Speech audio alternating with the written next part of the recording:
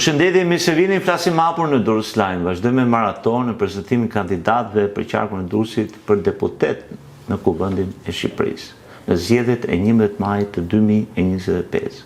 Kemi të ftuar në flasim hapur avokate Redinela Beqiraj. Faleminderit që jeni në flasim hapur. Faleminderit ju për ftesën. Ju jeni nga koalicioni Nisma Shqipëria bëhet. Po. A bëhet Shqipëria? Bëhet që shkem e të. Prandaj jemi këtu. 70% e shqiptarëve mendojnë që nuk bëhet. E di pse them këtë? Pse nuk votojnë. Ne kemi besimin që shqiptarët në këto zgjedhje elektorale do dalin në masë të votojnë dhe gjithë revoltën e tyre, pakënaqësitë e tyre të gjithë këtyre viteve, të 35 viteve demokraci, do e shfaqim me votë. Jemi të bindur për këtë. E prekim çdo ditë në terren. Po jeni avokate, Redinela. Po. Keni një profesion fantastik. Dhe unë i kam parë gjithë ata politikanë që kanë aspiruar për politikë, janë bërë deputet, ministra, dhe sërish, pasi kanë rënë nga pushteti, janë rikthyer në profesionin e tyre. Ju e keni dhe doni të merrni atë rrugë. Përse? Është më shumë se sa një dëshirë personale. E mendoj që është një thirrje, është një situatë emergjente e vendit tonë ku ka nevojë për ndërhyrje dhe për përfshirje të gjithë profesionistëve, të gjithë shqiptarëve që duan ta bëjnë Shqipërinë dhe kërkojnë vërtet ndryshimin e këtij vendi. Dhe ju kërkoni votën e banorëve të qarkut Durrësit. Po.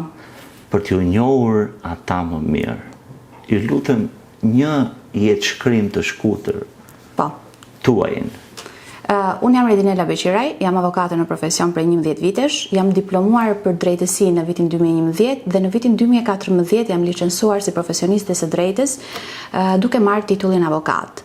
Jam nuse në qytetin e Durrësit, në familjen e nderuar Kasmoli, jetoj në lagjën nr. 2 të këtij qyteti, diku mbrapa gjykatës së shkallës parë të jurisdiksionit përgjithshëm, zonë ku edhe punoj, ku kam zyrën time. Redinela. Po. Çfarë është? Ky është programi jonë elektoral. Ne mendojmë që në 35 vite demokraci Shqipëria nuk ka patur ndonjëherë program më të detajuar elektoral. Është për qytetarët.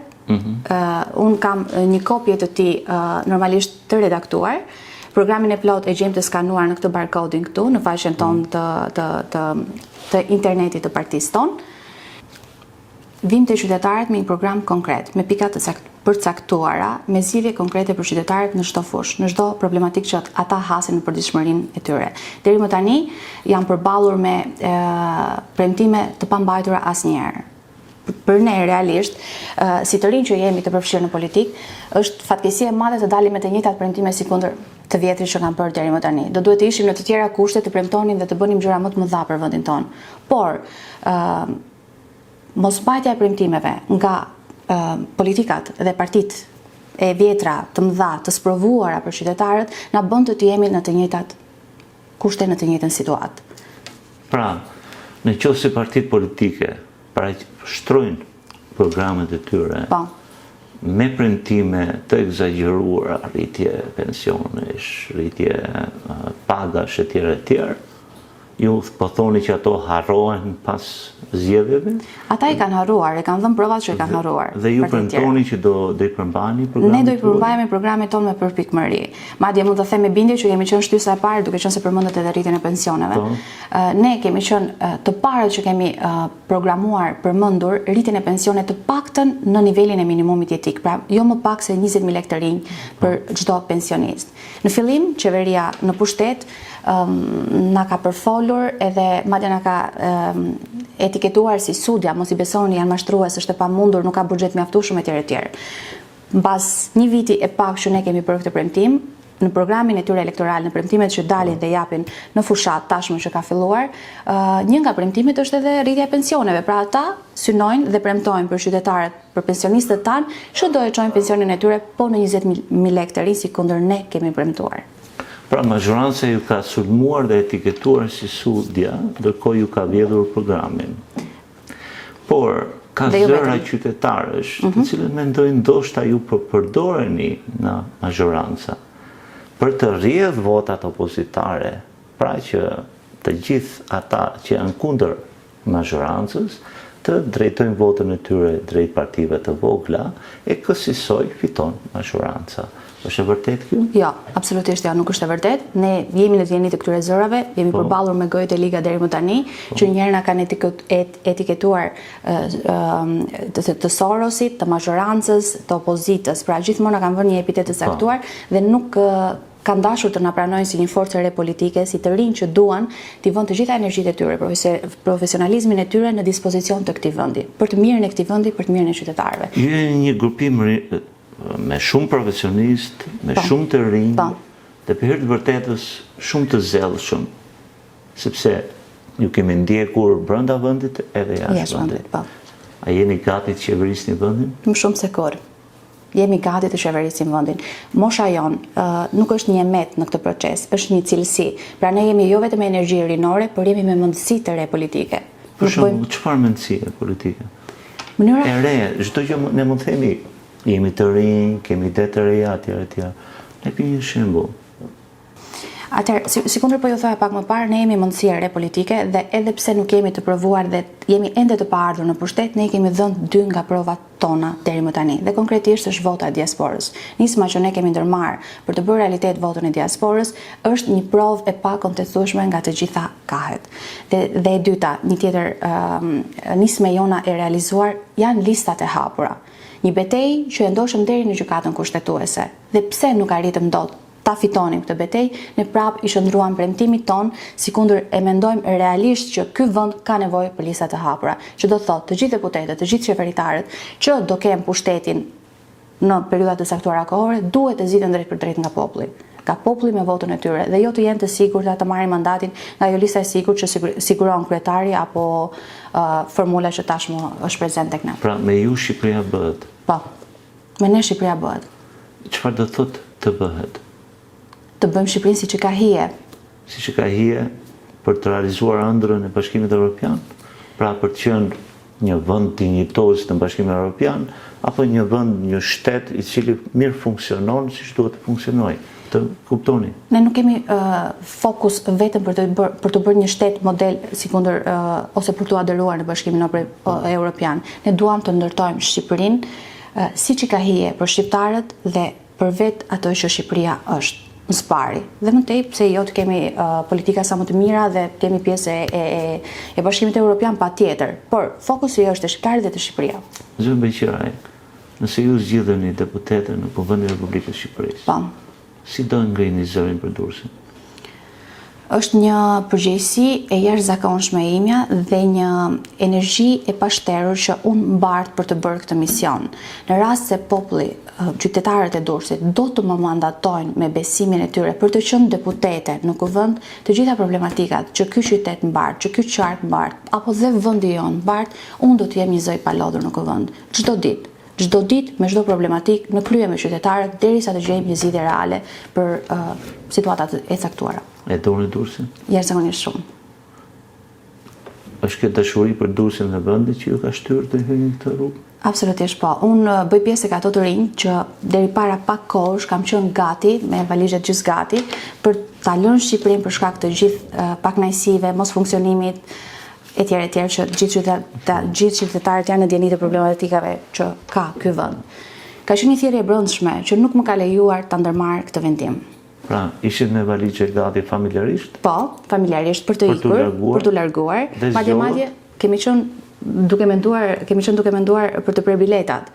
Dhe zgjodhëm të mos e ndërmarrim këtë hap, por t'i japim edhe një mundësi vendit ton për të përfshirë vetë në përmirësimin dhe bërjen e Shqipërisë. Më intereson në një momenti i vendimarrjes, jeni gati për bler biletat për të larguar? Kemi qenë duke menduar duke parë biletat, po. Dhe befas për një sekond ju vendoset të qëndroni dhe të luftoni. Kam patur, si kundër e përmenda pak më sipër. Është e rëndësishme kjo. Është shumë e rëndësishme, është thelbësore. Dhe unë e them pasiklet këtë situatë tonë, sepse kjo më shkon përkon me atë që thash pak më sipër që është vendi jonë është në një situatë emergjente. Është vërtet emergjente nevoja për ndërhyrje dhe për përfshirje të vetë rinjve. Nëse ne duam vendin ton, ne nuk duhet të themi që nuk bëhet, çka ka bërë Shqipëria për ne. Jo, çfarë po bëjmë ne për Shqipërinë? Si mund ta bëjmë ne Shqipërinë? Kjo është zgjidhja. Kjo ka qenë Si mund ta bëjmë në Shqipërinë? po, si mund ta bëjmë ne në Shqipërinë? Unë si Redinel, si avokate, çfarë mund të bëjmë për vendin tim? Patjetër të përfshihem gjithë profesionalizmin tim, dijen time ta vënë në dispozicion të vendit. Shteti ligjor është thelbësor për çdo republikë. Një shtet, nëse është ligjor, funksionon siç duhet. Dhe ju jeni avokate. E shikoni kontributin tuaj nesër në kuvend në komisionin e ligjeve apo kudo tjetër apo kudo që ju do jetë nevoja që ju Kudo që do jetë nevoja, unë do të jem aty, zërim do të dëgjohet. të merrni mandate në Durrës? Patjetër që po. Jeni sigurt? Ne kemi një objektiv minimal për qytetin e Durrësit, për sharkun e Durrësit.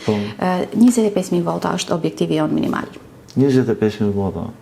Që përkthehet 2 deputet? Në varësi të formulës, në varësi të pjesëmarrjes në votime, por që shkon 2 deputet. 2 deputet. Minimumi po. Nëse ju arrini këtë qëllim, Po. ju do prishni shumë balanca tradicionale mandatesh në qytetin e Durrësit. Ky është synimi jonë. Ne duam të përçojmë sistemin dhe të japim një shpresë dhe mundësi të re vendit tonë. Pas 11 majit, nëse ju mandatoheni me disa deputet, me kë parti do bëni ose me kë anë do bëni koalicion nëse do jetë e nevojshme? Keni menduar këtë? Ne nuk do bëjmë koalicion. Jemi vetëm. Nuk do bëni Jo, koalicion. absolutisht. As me mazhorancën, as me Në opozitin. gjithë kryesin tuaj kjo është dakordsuar Absolutisht po. dhe është diskutuar paraprakisht kjo çështje? Po. Ne jemi forcë e re politike që duam të çojmë sistemin, që duam të japim një shpresë shqiptarëve dhe bashkë me shqiptarët, madje jemi një parti gjithë përfshirëse. Për të gjithë bashkëdhetarët tanë, profesionistë të fushave të caktuara që dëshirojnë të japin kontributin e tyre për vendin tonë, janë të mirëpritur. Kemi qenë në thirrje të hapur vazhdimisht dhe vazhdojmë akoma të jemi të hapur për të mirëpritur dhe për të përfshirë. Kështu që Po në raport në diasporën, po, keni gjetur mbështetje? Masive. Ju thatë që ju jeni nismëtarët e votës së diasporës. po, ne jemi nismëtarët e votës së Dhe keni diasporës. kontakt vazhdueshëm? Absolutisht, ne kemi më shumë se një vit që jemi në takim të drejt për drejt me qytetarët qytetarë shqiptarë, bashkëdhetarët tanë jashtë kufive, po, në diasporë, në shtete të ndryshme ku ata organizojnë, kemi shkuar, kemi realizuar takime, kemi folur bashkarisht, kemi propozuar disa nga pikat e programit, kemi mirëpritur sugjerimet e tyre në lidhje me këtë fushat që na pret. 25.000 vota në qarkun e Durrësit. Po në rang kombëtar keni një target? Mendojmë që në rang kombëtar rezultati do jetë brillant. Do shkojmë 300.000 vota. Do jetë brillant 300.000 vota. Po. Kjo është siguri, ndjesia brendshme, apo është e maturia e përllëvejtjes politike dhe të votave dhe punës që keni bërë me njerëzit që ju çon në këtë shifër? Është thjesht një përllogaritje e punës dhe kontaktit të drejtë për drejtë që ne kemi me qytetarët tanë. Redinela, ke hyrë në politikë për dënë apo për të marrë? Për të dhënë patjetër. Çfarë do japësh? Gjithë profesionalizmin tim në funksion të vendit tim, të kombit tim, energjitë e mia. Të gjitha. Pra je misionare e angazhimit maksimal qytetar dhe politik në vend. Po. Dhe në qoftë se ne i adresohemi tani banorëve të Durrësit për 3 gjëra. Përse duhet t'ju votojnë ju? Nisma Shqipëria bëhet më 11 maj. Qyteti i Durrësit është jo vetëm një qytet bregëtar i mrekullueshëm, por është një port strategjik, është një qendër ekonomike, është një kulturë arkeologjike e pa mbrojtur, madje shpesh herë për shkak të politikave të gabuara është e dëmtuar. Qyteti i Durrësit ka problematika nga më të ndryshme, problematika me pronë, vjedhje, falsifikime, mbivendosje, betonizim pa kriter, mungesë të parsheve apo të zonës së gjelbërt etj. Pra janë gjithë këto probleme që sikundër i vuajnë qytetarët e Durrësit, i vuaj po njësoj edhe unë. Unë kam zgjedhur të ndërtoj familjen time në këtë qytet, të jetoj në këtë qytet, të punoj në këtë qytet. Dhe janë gjithë këto arsye pse unë kam ndërmarrë këtë nisëm për të përfshirë dhe për ta përmirësuar jetesën në këtë qark dhe jo vetëm, por për të dhënë një kontribut më të madh për të gjithë Shqipërinë, për të përmirësuar çdo sektor të mundshëm, për ta bërë një vend të dëshiruar për të gjithë shqiptarët, për të rikthyer shqiptarët që kanë marrë një eksperiencë në emigracion, një kulturë tjetër, kanë arritur një stabilitet ekonomik, të rikthehen dhe të investojnë në vendin e tyre. Duke krijuar rikthimi. Kjo rikthimi në fakt është bërë një slogan i gjithë partive politike. Pra është bërë slogan erni, mërgata shqiptare, diaspora shqiptare, kthehuni në Shqipëri, investoni, ne ju mirëpresim, do keni lehtësira fiskale etj. Kemi të parashikuar ato gjitha në program. Dhe Edhe ju e leksirat. keni parashikuar Absolutisht këto? po. Thirrja që kemi ne për mërgatën apo për diasporën nuk është në kuadrin e partive të tjera. Është reale, është e vërtet. Ne në programin ton kemi krijuar lehtësira fiskale të jashtëzakonshme për të gjithë ata që do duan të rikthehen dhe të hapin një biznes apo të investojnë në vendin e tyre. Ne jemi pro taksës së shesht, 10%. Pra, për 2-3 të shumë punësuarit nuk ka pse të paguajnë 23% diva etj sikundër qeveria në pushtet ka parashikuar sot. 10%. Dhe është një favor shumë i madh për ata dhe për shtetin njëkohësisht.